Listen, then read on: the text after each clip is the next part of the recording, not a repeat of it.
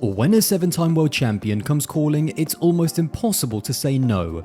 Carlos Sainz, based off his performances, definitely didn't deserve to lose his seat, but I think it's indicative of the fact that this move was negotiated not by the team principal Frederic Vasseur, albeit he was a big factor to Lewis going there, not even by the Ferrari CEO Benedetto Vigna, but by the man who literally owns Ferrari, John Elkann.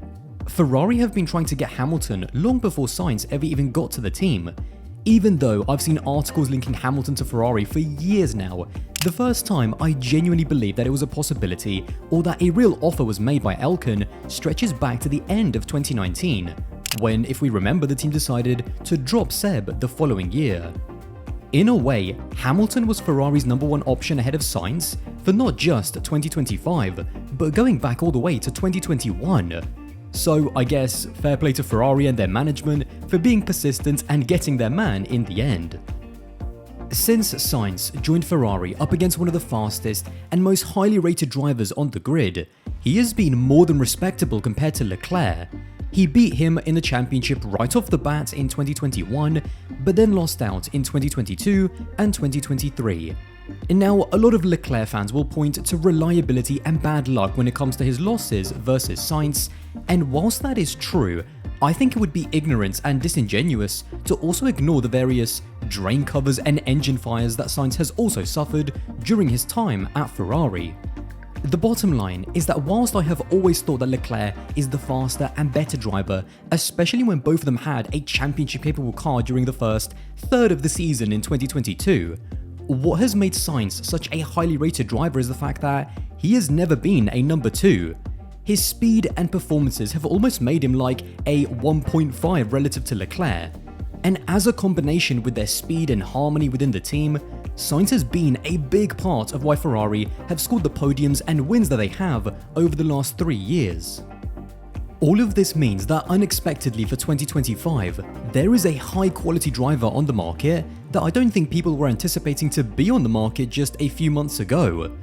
And now I've actually waited to make this video since the news broke out because I was very interested to see what Sainz himself would actually say about his future and if there would be any potential indicators as to which team he's eyeing up already. Obviously next year the team will be different and I will be moving somewhere else, but I still have no idea where. I'm going to take my time to take the decision, the right decision for me, for my career, for the next 3-4 years that I might be in the next place that I go to. In order for that, I need time to see the whole situation, talk to all of the teams, and see who's offering the best chance for me to be world champion in the future. With all of that being said, what I want to do now is look at all of the potential teams that Sainz could go to for 2025 and rank them in terms of which, in my opinion, would be the best fit. For my ranking, I have 4 main criteria: how realistic they are as an option for 25, how competitive they are right now to give Sainz the best possible car when he gets there, or will Sainz be able to sign a long-term contract and have the security that he wants, and how much potential do they have to challenge for the championship in the medium to short term. The Sainz Audi rumours have been ongoing for such a long time that the earliest I first heard about them was in early 2022, before Audi even officially announced that they joined Formula 1 in 2026. That should give you an indication of just how hard and how long Audi have been trying to chase Carlos Sainz Jr., and it's also important to note that there is already a very strong family connection as his dad and 2-time rally champion Carlos Sainz Sr. recently won his 4th Dakar rally at the age of 61, racing for Audi. There's no doubt that Audi will have already tried to leverage that family connection because Sainz Sr. is incredibly close to Sainz Jr. and will no doubt be advising him every step of the way.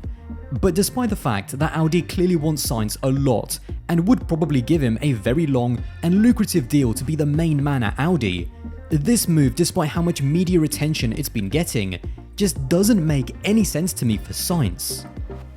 Audi are coming into Formula 1 with their own power unit in 2026, so right off the bat for the next 2 years, Sainz goes from a race-winning Ferrari to a barely point-scoring Sauber. That is 2 years of his career basically wasted right there. Then we get to 2026 and you've got hope that Audi will not only nail the aero regulations, but more importantly, their own power unit to hopefully become a consistent point-scoring team on their debut. In terms of talking about podiums, race wins, and then championships for Audi, it took Red Bull 5 years to win their first race and 6 years to win their first championship, and it took Mercedes 3 years to win their first race and 5 years to win their first championship. So the absolute best case scenario, which I seriously doubt will even happen, is that Audi might be winning championships by 2031 and 2032. And I can't emphasize the word might enough in that sentence. Keep in mind, Red Bull had Adrian Newey when they joined Formula 1, and Mercedes bought an already championship-winning team and spent hundreds of millions of pounds on the 2014 engine regulations. Audi are not only starting from a lower base than Mercedes, given that Sauber were last on the podium in 2012, not only do they not have Adrian Newey, but because of the cost cap, they can't even brute force outspend everyone else like Mercedes did, even if they wanted to. Yes, Sainz would get the long-term security, and yes, he would be the undisputed main man at Audi, but if he says that winning races and championships is important to him right now, going to Sauber/Audi is only going to destroy his reputation as a top driver and potentially relegate him to the midfield for the rest of his career. Whilst Red Bull is not a long-term choice for any driver and Sainz would definitely not get the long-term contract that he wants, this could be a strange way for him to actually fall up the grid after being kicked out by Ferrari into a championship-level car. Even if it is just a short-term partnership because we know what Red Bull are like, it could allow him to wait a year or two in a very competitive car for more suitable options to open up in the next few years.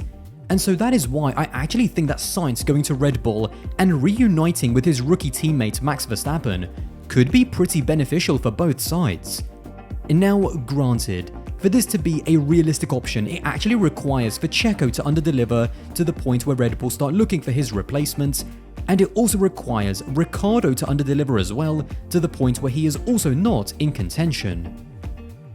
Even though back in their rookie season there was tension between Sainz and Verstappen, especially after Singapore 2015 with Verstappen ignoring team orders, I think by now it's all just water under the bridge because both of them have matured a huge amount since then, and now Sainz would be stepping into the team with the full knowledge that this is Max's team.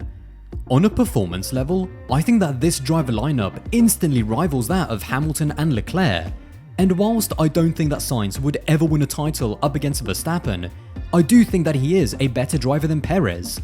If Sainz was in the RB19 in 2023, I think he could have easily won 4 or 5 races based off his qualifying pace and also his ability to deliver under pressure. Monza, for example, last year where he got pole position, that is a race that I could very easily see Sainz winning in a Red Bull ahead of Verstappen. Mercedes is probably the closest situation to what Sainz is in right now at Ferrari, so in a way I think that it would be a very smooth and very good sideways step. Given how competitive Sainz was up against Leclerc, I have full confidence that he would be pushing Russell and potentially even beating him right from the off. Mercedes definitely ticks a lot of the boxes that Sainz has, but the problem is that in the eyes of Mercedes, I think Sainz is probably third choice for that seat at best, behind Kimi Antonelli, who we know the team likes, Fernando Alonso, who is simply a better plug-and-play option compared to Sainz, and I think given Russell's relationship with him, I might even put Alex Albon ahead of Sainz in the eyes of Mercedes because Alex would be a great number 2 to Russell. Given that even Lewis Hamilton was only given a 2-year extension, there is absolutely no way that Sainz will get a long-term deal, because Mercedes clearly wants to keep their options open with Antonelli on the horizon. But if Sainz can come in and beat Russell, then there is every chance that he can replace George and establish himself as the preeminent driver at the team in the same way that Hamilton is right now. Although Aston Martin to start the season looked to have regressed compared to McLaren, Mercedes and Ferrari, I think that for the long term, Carlos Sainz at Aston Martin just makes so much sense to me. Now, whether this would be replacing Stroll to make an all-Spanish lineup with Alonso, or replacing Alonso himself if he decides to retire, or go to Red Bull if Max leaves to Mercedes, either way this to me is the best place for Carlos Sainz in 2025 and beyond. Aston Martin, you could argue, is similar to the Audi option given that in 2026, they'll also become a factory team with the Honda power unit. But the difference is, not only are they way more competitive right now compared to Sauber, but their timeline is almost like 5 or 6 years ahead of Audi's in almost every aspect. If the team lost Alonso, Sainz would be a fantastic long-term leader for the next 3 or 4 years. And given the ambition and investment that Lawrence Stroll has put into the facilities and the people building up the team, I genuinely could see a world where in 3 or 4 years' time, Sainz could be winning races and maybe even challenging for championships at Aston Martin. Fernando Alonso, despite being a freak of nature, is not going to be in Formula 1 forever. And with no other world champions on the grid, for Aston Martin, Carlos Sainz is by far the best driver on the grid right now, who has the race-winning pedigree, experience of being in a big factory team like Ferrari, and also a great analytical and methodical mentality that would allow him to be a great leader at Aston Martin in the future. Well, there you have it. Let me know all of your thoughts about where you think Carlos Sainz should go in 2025. And if you did enjoy this video and want to support the channel, then don't forget to subscribe. That would be massively appreciated. And I'll see you in the next one.